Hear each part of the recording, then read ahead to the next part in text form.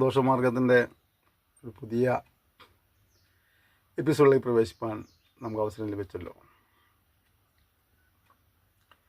നമ്മൾ സമൂഹത്തിൽ ജീവിക്കുമ്പോഴേ മറ്റുള്ളവരെ സ്നേഹിച്ചും സഹായിച്ചും ബഹുമാനിച്ചുമൊക്കെ നമ്മൾ മുന്നോട്ട് പോകേണ്ട അത്യന്താപേക്ഷിതമായ കാര്യമാണ്. എന്നാൽ ചില ആളുകളുണ്ട് മറ്റുള്ളവരെങ്ങനെ വേദനിപ്പിച്ചുകൊണ്ടേയിരിക്കും, ഉപദ്രവിച്ചുകൊണ്ടേയിരിക്കും. അത് ഒരു കാരണമായിട്ടല്ല, ഒരു കാരണമില്ലെങ്കിലും അവരെന്തെങ്കിലും ഒരു കാരണം കണ്ടുപിടിച്ച് ഉപദ്രവിക്കുന്ന ആളുകളുണ്ട്. ചിലരെ അവരവരുടെ സന്തോഷത്തിനും സുഖത്തിനും വേണ്ടി മറ്റുള്ളവരെ ഉപദ്രവിക്കുന്ന ആളുകളുണ്ട്. നമുക്ക് ഒരു സംസ്കാരം തന്നെ വളർത്തിയെടുക്കേണ്ടിയിരിക്കുന്നു.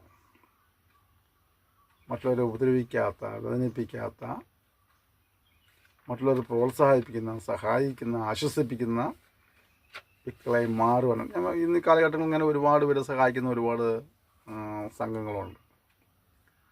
ആവശ്യമായ ആളുകളെ സഹായിക്കുന്ന ഒരുപാട് പ്രവർത്തനങ്ങളും പ്രവർത്തകരുള്ള ഒരു കാലഘട്ടമാണ്. ഞാനതില്ലെന്ന് പറയുന്നില്ല.